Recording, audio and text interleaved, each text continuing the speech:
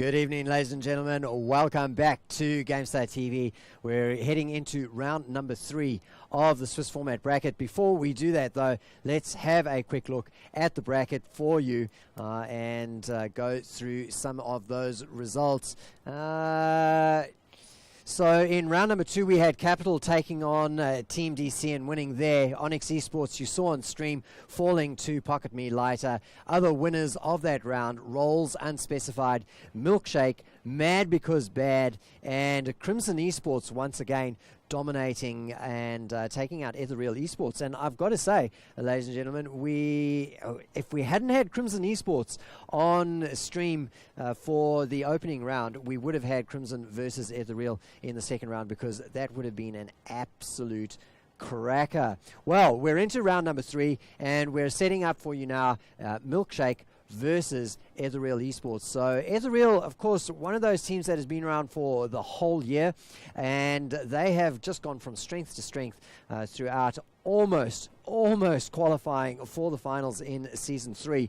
So they will be looking to remedy whatever it was that got in their way at the end of Season 3, get themselves into the finals for Season 4. They're going up against Milkshake, who've been enjoying a little bit of help from a Zepline that you saw on stream before. So we're hoping for another cracker of the match. Now, to take you through that, we got Kitfox once again, and although Disco's on stream, he's going to be supported by GL Phoenix, who's setting up the lobby for us. So take it away, Kitty. Thank you, Crisis. And yes, GL Phoenix is suffering at the whim of that terrible, terrible Australian internet. As you probably see my camera flickering a little bit as well. But one prayer for GL Phoenix in the chat. But yes, also in the chat, !GS Hots, if you haven't done so already. We've got 2 Garrosh codes to be giving away thanks to Blizzard ANZ. But this game is going to be on like Donkey Kong. It's going to be Milkshake versus Team Ethereal. Both teams have just given us the call. They're ready. We're going to Battlefield of Eternity, so a map that's more favored for its team fight and burst potential rather than the global pressure. But yes, GL Phoenix, we're finally seeing BOE for the first time in Season 4. Yeah, I mean, it's one of those favorable maps for teams that do want to just brawl. As you mentioned, it's not necessarily one of the maps where you get the most global play. It does. Some teams do want to pull it in here and there, most notably some of the North American teams like Roll20. They like playing the Dahaka on this map and trying to just drag teams around the map. But yeah, it is the kind of map where you are going to be more often than not brawling around those big immortal objectives. So could be very interesting to see how these two match up. As we see, it is Milkshake up against Ethereal, and both of these lineups have some really solid players on both sides. Milkshake will be on Team Blue. That is Crazy Dave, Deceptive Smurf, Musk the Ratzer, Azog the Cat, and Magic Noms. Oh, they've actually renamed. Sorry, it's just the Ratzer and Magic Nom. Apologies there. Ethereal, on the other hand, Touch Me, Sorelli, Luminum, Ice Bold, and Katori. But here we go, GL Phoenix. We're into the drafting and banning phase. Who do you think will be the first ban coming up? It'll be Ethereal who gets first crack. Well, things like Genji is still very strong. I mean, he can do a lot of work. And to be honest, even Dahaka, I mean, yeah, it isn't necessarily one of the maps where he gets the most value, but he does have just a significant amount of strength just in general. There's a lot of really interesting flanking patterns that he can, flanking paths that he can come from on this map. So I'll be too surprised to see him go. But Valor is going to be the first one who is another, one of the options that's really prioritized for her ability to race down the Immortal. With the Monster Hunter into just all in on the Hungry Arrow build, she can absolutely demolish that single target, and there are very few other heroes that can actually deal with it as efficiently as that Valor. Tell you what else gets a good run on this map, not only for his potential to burst down the objective, but also his potential to team fights happen in narrow chokes, is Reyna. No, Reyna. I like Reyna. Maybe we could see him, maybe not. But Greymane now being taken off the board. So we've seen Greymane and Valor 2 for 2 tonight on both of the streams. We won't be seeing them this stream.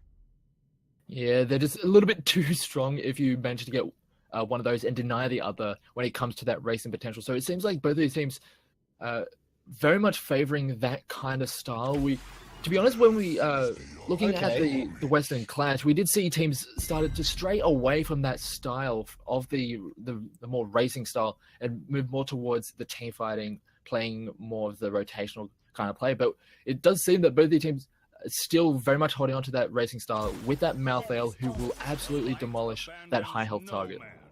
So Malthael, that's almost saying to Milkshake, hey, you guys, if you're going to pick a high health hero, we've already got the answer for that. So that just might throw a spanner in the works for Milkshake a little bit. So I like the mind games that Ethereal are playing here. The Milkshake lads have locked in Oriel and Uther, so double support to start things off, not giving too much away.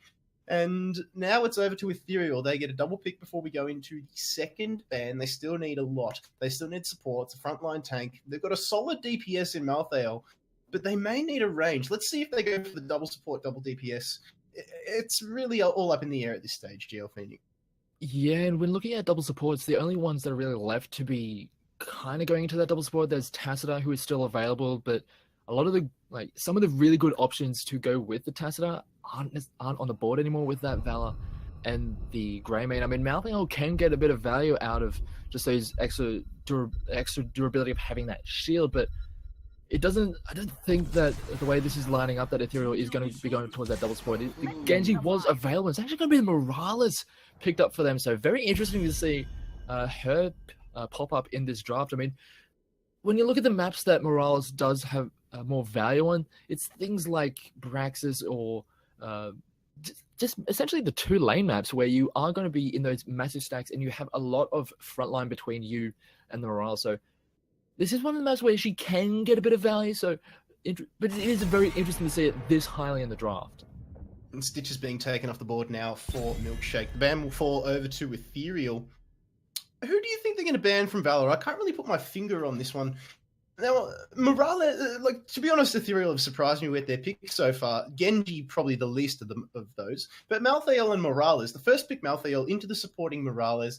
We want to see, I don't know about you, but I want to see some Stukov.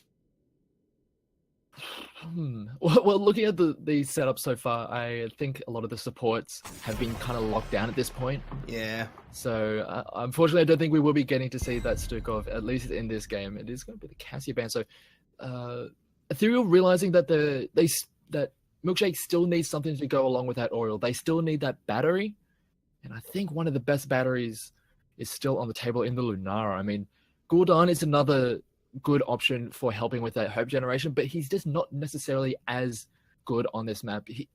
He's very proficient at wave clear, and this is not one of those maps where that is a thing that you really need.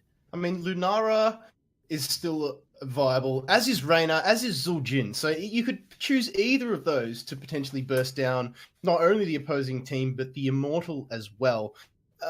It's really anybody's game from this point so far. It'll be all coming down to what Milkshake pick here for their next 2 picks. I mean, they love to eat down the clock, as does everybody in Heroes of the Storm. I really don't know who to pick here. There we can see a Nubarak Lunara now being picked up. So good picks coming out here from Milkshake. They know what they want to play with, and I think they've got a set strategy in their head. Absolutely. And with that Nubarak, once we get to level 10, there are several good cocoon targets. If the Malthael goes in with those tormented soils, you can just immediately remove him from the fight. You could even just remove the Morales and just leave the rest of the team stranded if that's an option that you want to go with. So that Nubarak is going to be bringing a lot of value once we get to level 10. And just even before that, with the amount of crowd control, with the Burrow Charge, with the Impale, he's going to be very useful in at least putting up this massive front line to allow this Lunara to just dump out all of this damage. And we're very, very interested to see if this Morales is going to be able to handle the amount of damage that Lunara can do when it comes to late game. Yeah, Ethereal have backed themselves into a little bit of a corner here. They still need a solid frontliner. Yes, Malthael has some sustain, but only once he gets that ultimate. I mean, they need a solid tank. They need somebody like an Arthas or a Diablo, but they're going to go for ETC. Also very, very good. You fight in very, very narrow choke points. Moshpit has a lot of value, as does Stage Dive. So Medivh portals as well to get in, get out, and be effective. Yeah, we did see over the course of the Western Clash, the Medivh really coming in big in a lot of very high pressure situations. And with those portals, you can essentially just bypass that entire front line. As I was saying, the Nubra can just sit there and be so hard to push through. But if you just have a portal go straight past them, you can easily access that backline of the Oriole, of the Lunara. And if you can lock them down with that ETC, they have a lot of damage to follow up with. And there's that Zordin. You're mentioning there's a few more of those auto attackers left. And wow, that Zordin is actually going to be coming out. So that's a lot of damage between the Lunara and the Zordin. But it's going to be very interesting to see how these two match up. No blinds for Ethereal as well. Milkshake have seen that Ethereal banned the Cassia. They saw that they already first picked their 2 supports, so Lily was never going to be an option. So there's nothing to stop all this physical damage coming out here from the side of Milkshake. Yeah, it's a very high damage lineup, but with that high damage, you are getting a lot of high sustain thanks to the way Oriole is with all the hope generation. You can get all that health right back, and it will allow some of these DPS players to play a little bit more aggressive, but they will have to be very aware of the positioning of that ETC, because if they're going a little bit too far forward to try and apply some pressure and then get caught out, they can die incredibly quickly. So the 2 teams going into Battlefield of Eternity for round number 3 of Season 4 of the GameStar and Blizzard Heroes of the Storm HGC qualifiers is going to be Magic Nom on Zul'jin, Crazy Dave is playing Uther, the Ratza on Oriel, so that double support combo, Azog the Cat on Anubarak, and Deceptive Smurf on Lunara. And on the red side, we have Ethereal, we have Saralai on the Malthael, we have Touch Me on ETC, Icebolt on Genji, Luminum is on the Lieutenant Morales, and Katori is on the Medivh. So very interested to see how his Medivh shapes up. Here is a very high impact hero who can make a lot of plays happen, and we kind of need him to make those plays happen because that lineup from Milkshake is looking scary.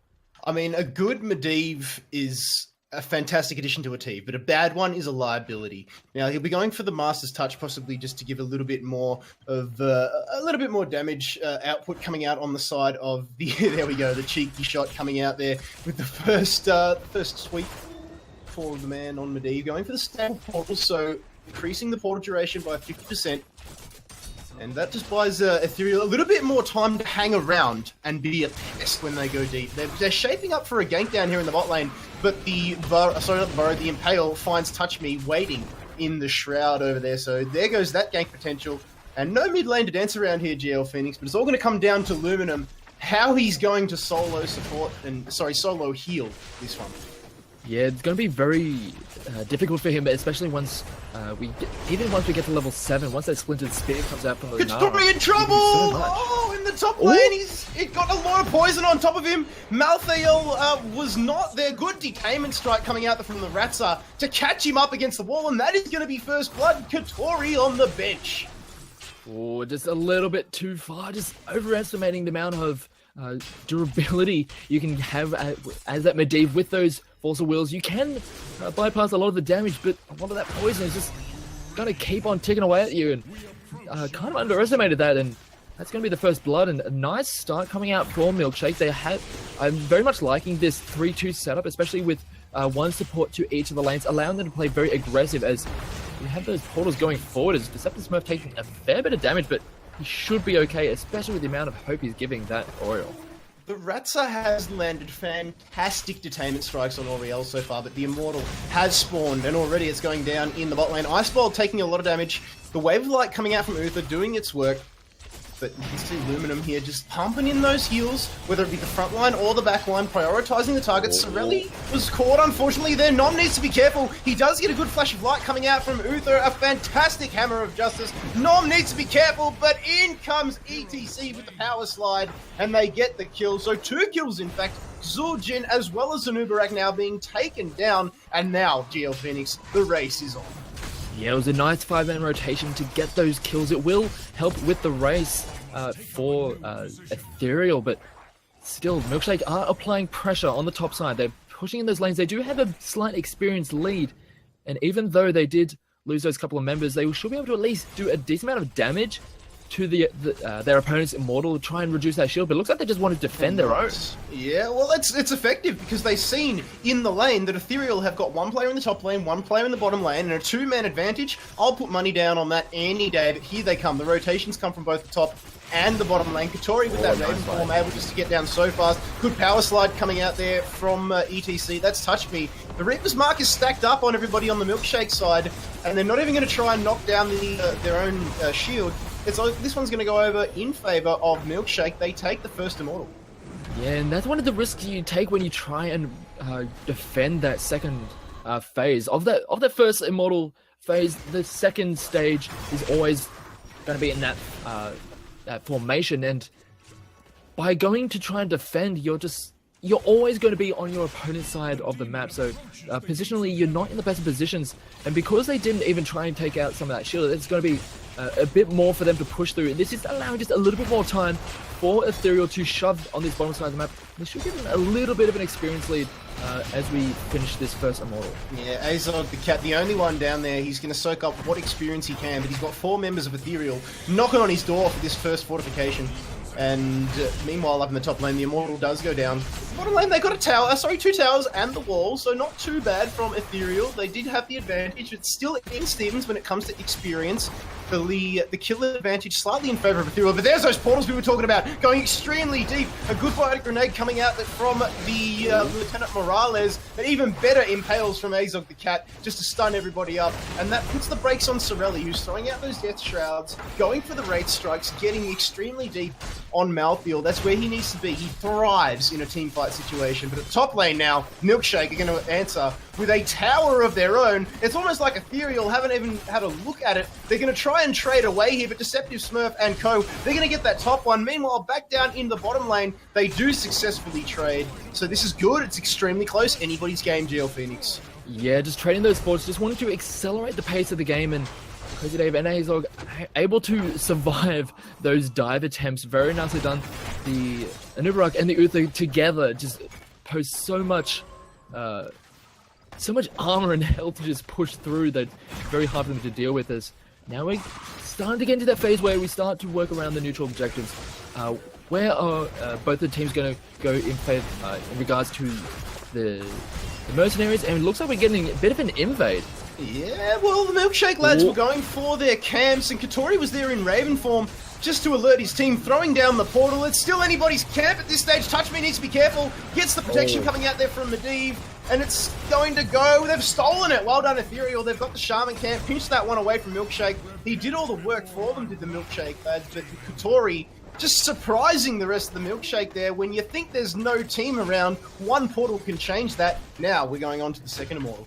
Exactly, and as we were mentioning at the very start of this game, those portals can pretty much bypass the front line and give easy access to pretty much anyone you want on the other side, and that's pretty much what we saw there, those portals allowing this ETC to get into the perfect position to lock down those high priority targets. And as you mentioned, we are into this next Immortal phase, and we're seeing the value of that Malthael with his percentage damage tick.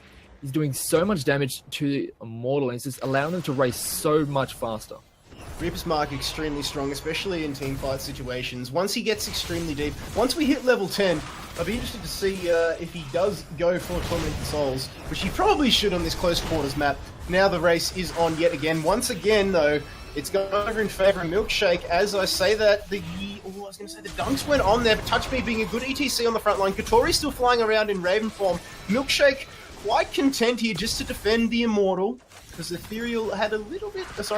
Ethereal was just trying to push that one away from him. Touch Me again on that front line, having heals pumped into his backside by Aluminum, throwing out good displacement grenades just to create a little bit more of a zoning effect. There we can see them just buying his team a little bit of time to escape.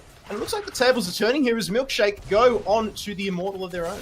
Yeah, they saw the Medivh going to the bottom, showing up in the bottom lane out of Raven form, so they had the position to start moving forward, and they had the damage as well. We can see a nice damage coming in from the 2 DPS from Milkshake, but Magic Gnome is getting caught out, and he goes down. Yeah, see Magic Gnome, good slides coming in here again from ETC. That's Touch Me doing work on the Elite Tauren Chief, and Icebolt on that Genji, dashing through, opting for the Swift Strike build, which is what we see and come to know and love on Genji. Ethereal now, they're going to answer back, they're going to get an Immortal of their own. Basically looking to be a bit more of a hybrid build coming out of the Genji. We had the Shuriken Mastery at 4 instead of just going all the Swift Strike all the way through, so just kind of mixing things up here, but yeah, it's very interesting to see how these builds are developing. But as we're coming into this second Immortal, look at the experience. Level 10 is almost there for Ethereal, so essentially Milkshake have to give this one up or risk just being dived and just having this game almost snowball out of control. We are getting the Mosh Pit. We've got Tormented Souls, as you were mentioning. We've even got the dropship if they want to get in even further. And it looks like they just want to dive. The ETC is going in. Oh, yeah, ETC going in for that Mosh Pit. Icebolt with that Dragon Blade, but there was no follow-up coming out from Ethereal. They tried, but Milkshake just had some extremely good sustain.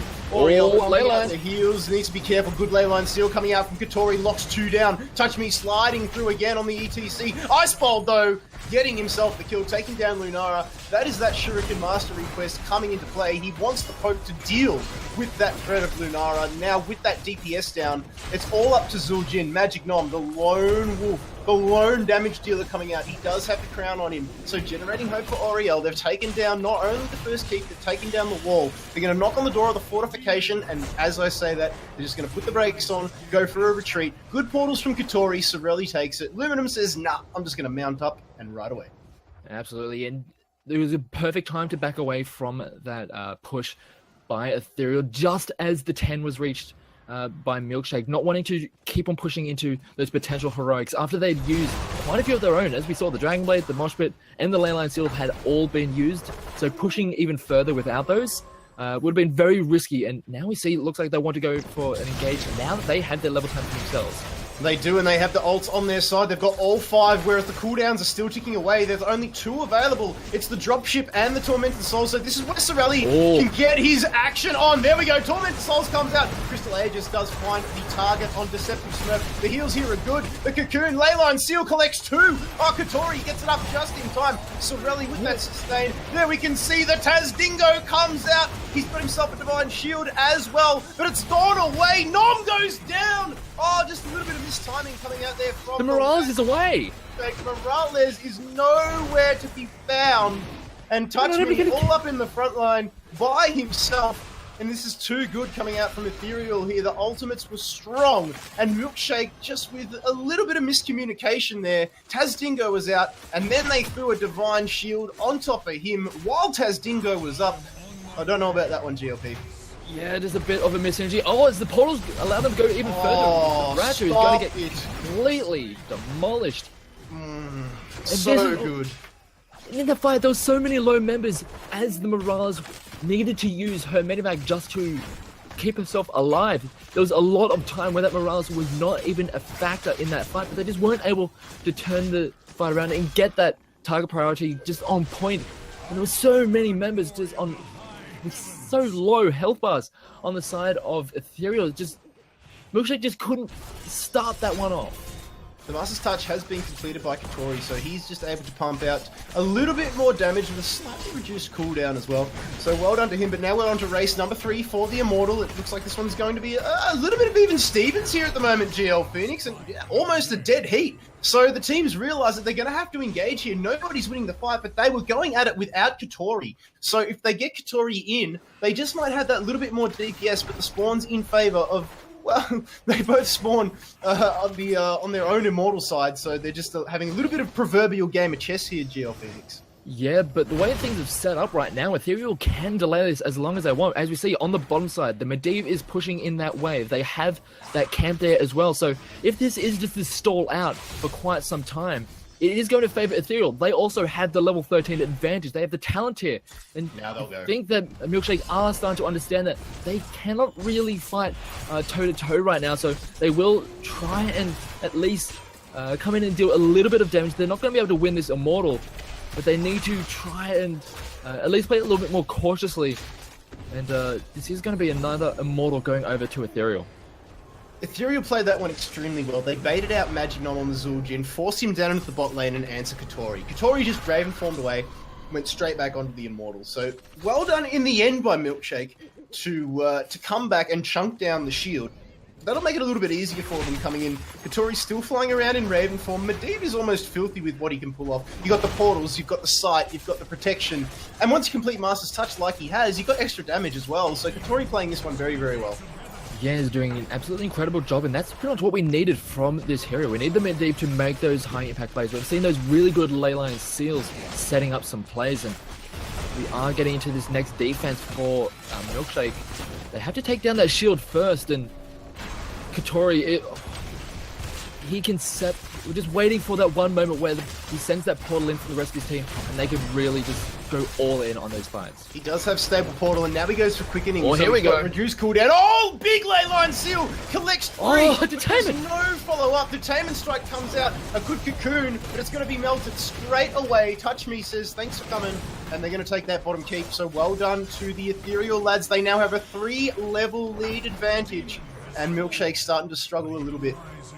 Yeah, but we got... Oh, here comes... Oh, the mosh pit is there! Huge mosh pit comes out, but a good divine shield to take Oriel away from that. The Nubarak caught him. That's Azog the cat, forces to burrow away. Katori gets the portal over the wall, but his team are going to think twice about it. Luminum went in. The Touch Me on the ETC slides through Zuljin while his Tazdingo was up, just stunning and taking away a lot of damage that he can pump out. So 3 frags coming up for Ethereal, and Milkshake pick up Katori on Medivh, but Ethereal firmly with the advantage here. Finally, the respawns come in. That comes Crazy Dave. Still, it's only a 14-minute game so far, so death time is not too bad.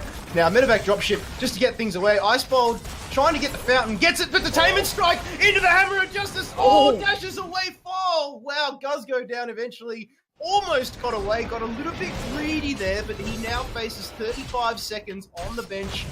And thank God they didn't hit level 16, or that would have been a lot more. Yeah, a little bit too greedy. He did manage to get that healing well, so there are no more healing wells on the side of Milkshake. So when we do get into this next Immortal phase, if they start to lose a fair bit of their HP, they can't just go to one of those easy healing stations. They have to go all the way back to base. So it's just going to make these next couple of fights much harder for Milkshake, and they need to find a point where they can make those plays happen. It's not looking good right now. They're still behind in levels, they're behind in talent tiers, but there's only so much more that they can actually give up. They've only got the single keep on the top side, and once that goes down, then the Immortals are just going to be starting to push in straight onto that core. They were taking their time to cap the Shamans there, but nonetheless, they do cap it. Now, they were waiting for the Immortal to spawn. That's exactly what they were doing. Just buying themselves a little bit of time. We're into race number 4, 15 minutes, almost 16 minutes into the game. And this is where Milkshake need to be cautious. They know that Ethereal have got that whole talent tier advantage, not only a level advantage, but a whole tier. And they've answered accordingly by sending their players up into the top lane to soak up. They know they can't contest. Malthael at 16 is so strong, as is Genji, and they realize that. They're just going to bite the bullet here, and they didn't get any damage onto the Immortal there, so this is where they're really going to struggle, GLP. Yeah, it's a very, very rough situation to be in, and now it's a very favorable spawning situation for Ethereal. Going to force the members of Milkshake to try and come in, but a nice leyline seal locks down 3. Here comes the mosh pit. Triple leyline seal into the cocoon, but the Crystal Aegis comes out, and Deceptive Smurf deals a bit of damage, but Deceptive Smurf getting a lot of heals coming out. He does have the Divine Shield up on him, but I don't think it's going to be needed. Luminum's been taken out. This is what Milkshake needed. Take away the healer. And Nubarak now falls as well, but Ethereal, they're coming back strong. Touch Me is in trouble. He goes down. Sorry, not Touch Me, it was Oriel. And so they've lost both of their healers, and Ethereal... I was going to say, Milkshake, that was their fight to lose, and they did. They got the first pick, but the heals that were being pumped out were just too strong, and Ethereal are going to get the fight, get the Immortal, and potentially the core here. Yeah, it looked like it was almost a very good fight for Milkshake. They took down Luminum on that Morales, but they already had to use so much just to stay alive up to that point, with the Divine Shield being popped onto the Lunara just to get her out of that mosh pit, and too much was used, and they were not able to continue in that fight. I will say, this Lunara has been doing so much damage over the course of this game, and we're talking about whether or not the Morales will have enough healing to sustain through all of that. the Medivh is really helping out in that regard. With those Force of Wills, able to soak up at least some of that damage, it's making the Morales' life a little bit easier in that regard. But here we do have this next Immortal, a massive shield, and Milkshake just need to try and make some kind of play because it's going to be a very rough defense for them to try. Yeah, Morales back in the base, one phone call, and the boys rolled up with a carload into that top lane. And the whole team was there. Now the Ratsa's in trouble here. Genji is all over him. Jumps in, using that passive ability, that extra ability.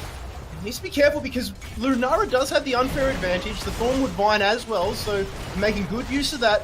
Force of Will coming out and just providing Touch Me with some much needed survivability. Now onto Icebolt as well. So Kotori is playing this Medivh to perfection. They've taken that top keep now, and they've both the lanes are open. Yeah, the engage is on. There's those portals. Icebolt needs to be careful. Lunara's chunking him away, but the shields are too strong. Sorelli, this is where he shines. Tormented Souls just sucking up so much sustain. Tazdingo is popped, just chunking Sorelli down. The Mosh Pit comes out on the back line, and it only catches one in the end. Deceptive Smurf needs to be careful. He's going to go down way too thick. Genji dashing through as well. This is going to be game, GL Phoenix. The Immortal is on the core, and now blue heroes are falling left, right, and center.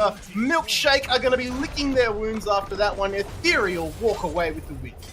Yeah, very well done there from Ethereal. Just recognizing the positioning of those high priority targets. We saw time and time again this ETC getting such good mosh pits onto either one or two of the DPS and one of the supports as well, because that's kind of what you do when you have an oil on your team. You do tend to group up for those heals, and that ETC was making the most of that and really punishing Milkshake and their positioning. And well, it was just very well set up there from Ethereal. It was very well executed over the course of that game.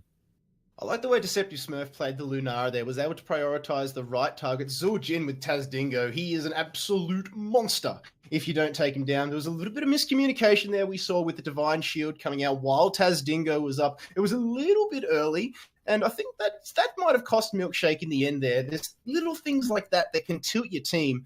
And you can't really take anything away from Ethereal, though. ETC did a fantastic job, landed those mosh pits. I really liked Kotori's Medivh there, so I'm going to have to give him my MVP nomination. How about yourself?